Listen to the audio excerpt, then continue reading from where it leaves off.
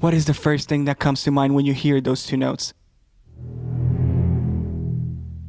What animal do you automatically think of? An elephant?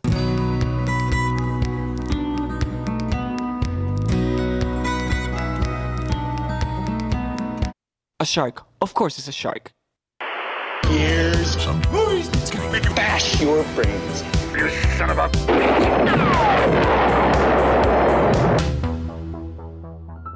Hello guys, my name is Carlos and welcome to First Degree Horror. First Degree Horror is a show about watching the worst horror movies ever created and, making fun of them. Now, Jaws is credited as the first blockbuster movie and the rocket that propelled Spielberg's rise to stardom as one of the best directors in Hollywood. The movie that started the trend that continues to this day with numerous superhero movies. Jaws tells the story of a small, quaint town being harassed by a ruthless and angry shark. And of course, it gives us one of the best characters ever created. Chief Brody.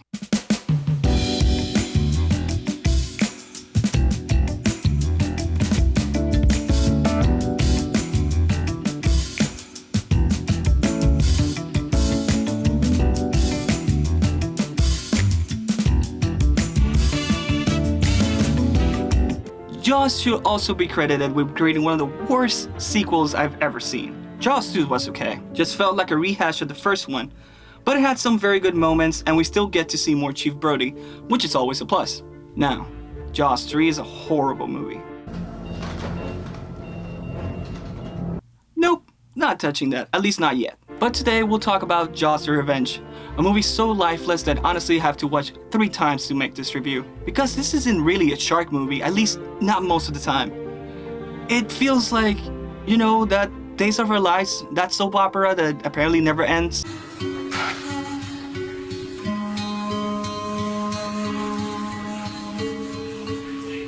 At least here, we get to see people get eaten by a shark. The movie is more in love with showing me old people falling in love than the shark, which honestly, I don't know if it's better like that because that shark.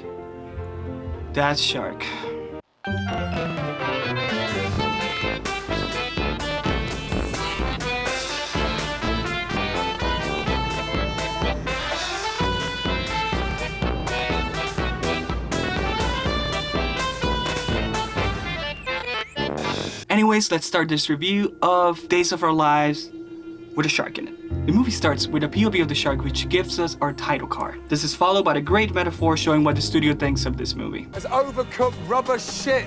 Sean and Ellen Brody are reintroduced, showing us their daily lives. He was the tomato thief of all time. I know what you're doing. I'm hungry. And let me finish dinner before you eat it. Chop these.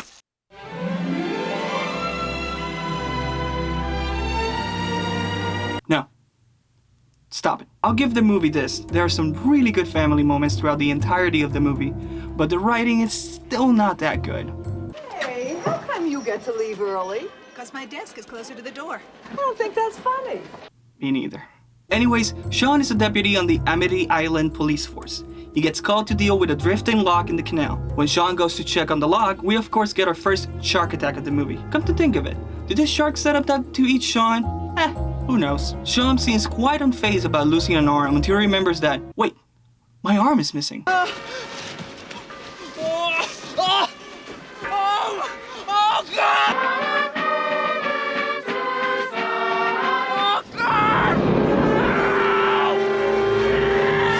Shark attacks again, destroys the boat, and takes Sean under the water.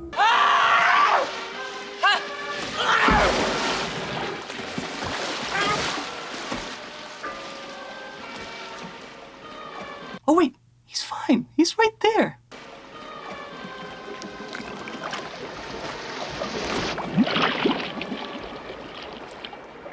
Oh, never mind. He's dead. Make up your mind, movie! Ellen grieves for her dead son, where her other son, Michael, shows up for his funeral. Again, we have some really good character moments showing the pain that Ellen is going through. Ellen doesn't want Michael to continue his work as a marine biologist, since she believes that shark is deliberately targeting Brody family members. I want you to get out of the water. What? He shuts her down because that obviously doesn't make any sense. To be fair, he's only killed one family member, so why would you... It picked out Sean. It killed your father. Wait, are you serious? Dad died from a heart attack. He died from fear. The fear of it killed him. You're telling me that you killed Brody off which I don't blame Roy Scheider for not being in this, saying that he died because he was afraid of the sharks. Motherfucker, he killed 2 of them. He's a badass. He died from fear. The fear of it killed him. Whatever you say, movie. On the other hand, Michael is trying to deal with his brother's death a different way. Hey, where are you going? Nowhere! And he was never seen again. After the funeral, Michael and his wife Carla invite Ellen to come with them to the Bahamas, which she accepts. A ferry ride here, Ellen remembering what movie she's in there, and we're on the plane to the Bahamas, which is piloted by none other than Alfred. Michael Caine plays Hoagie, a maybe smuggler, maybe womanizer, definite gambler that gets submitted by Ellen the moment he sees her. Oh, he's also a pilot, although maybe not such a good one. Oh, that's easy. You go like this, and the houses get bigger. Then you go like this, and then the houses get smaller. Michael Caine actually couldn't accept his Oscar for his portrayal of Elliot in 1986's Anna and Her Sisters. But don't worry, he got paid very well for this. After finally arriving at their home, Michael decides that it's a good idea to show his mother, who just lost her son to a shark, a statue that looks like a shark mouth. Brad? Big unveiling ceremony in a couple of weeks. Need beer? Okay, all right, I'll be right there. Pretty good, huh? Mr. Sensitivity over here. Ellen decides to get into the water to confront her fears and gets attacked.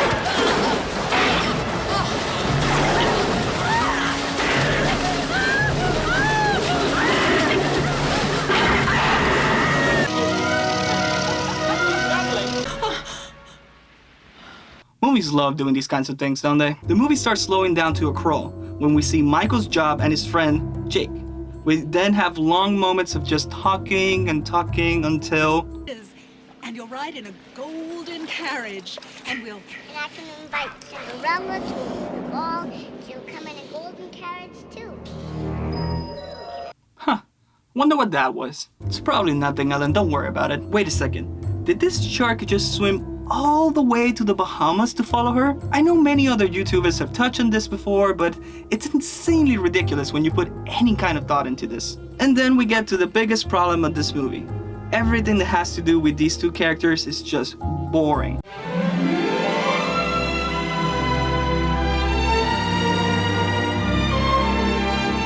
Just talking and hitting at each other, hence my title.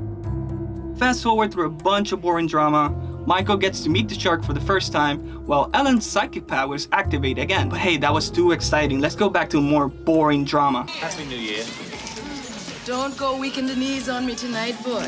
You're gonna need all the strength you got. Finally, the plot moves forward when Jake makes a deal with Michael to study the shark, which will give them the help they need for their PhD. Michael reluctantly agrees. Jake gets the idea of tagging the shark with a heartbeat monitor, which could help them track it. Considering the stupidity of the way they decided to do this, it actually goes very well.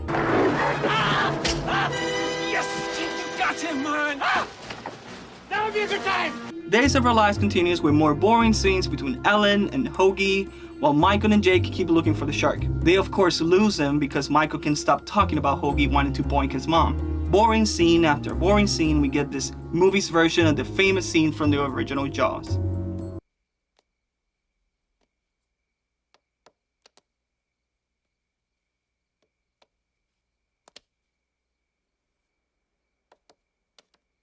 At first, all I can think about is how lazy it is that they copied the scene from the original, but I come to see it as a nice homage and closure for the series.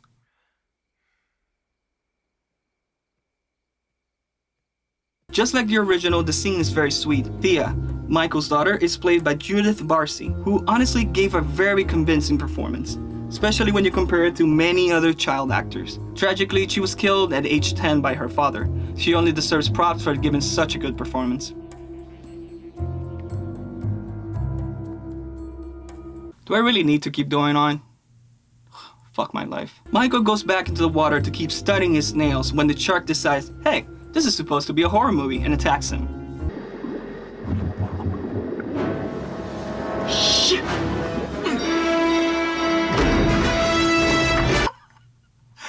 Oh god, the shark looks so bad! We get a nice chase sequence that ends up with Michael James Bonding out of harm's way.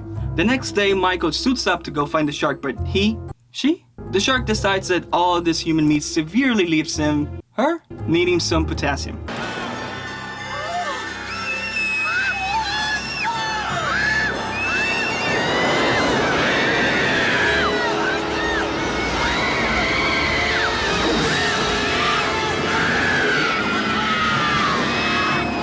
Best scene in the entire movie. Ellen witnesses the shark attack and decides to go all Sarah Connor on the shark's ass, commandeers a boat and sets into the water looking for him. Michael and later Hoagie go after her on Hoagie's plane. Hoagie crash lands in the water while the shark decides to add British meat and plain to its dinner menu. Oh, shit!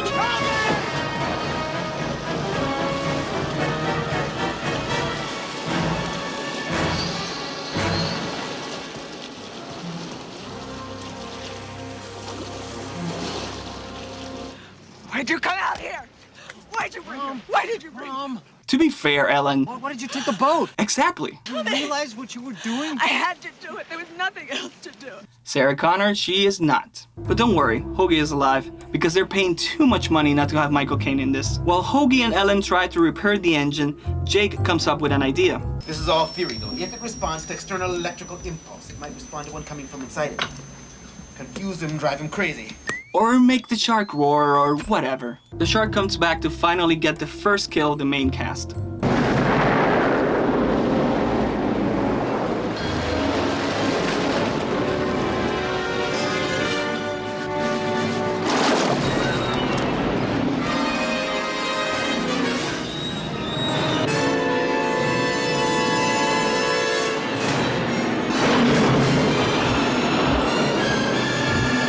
At least he managed to put that thing he created inside the shark. With no time to mourn Jake, Michael gets on the bow and starts sending the electromagnetic impulses to the... Wait, what was that? I'm sorry, was that a roar? A what?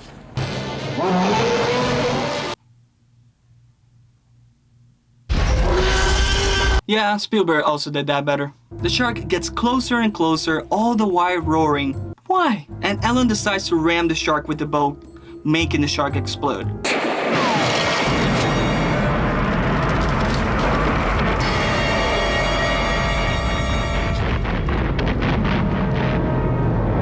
Why? How? What?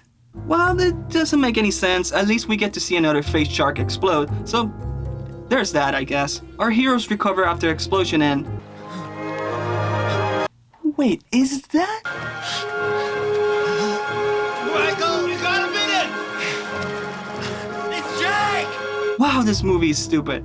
Why even have him be eaten if you're gonna keep him alive? Why are you so bad, Jaws: The Revenge? What the hell are you doing alive, huh? No movie, just because you mentioned the implausibility of it, it doesn't make it okay.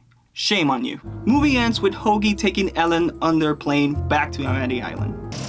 You gonna be okay?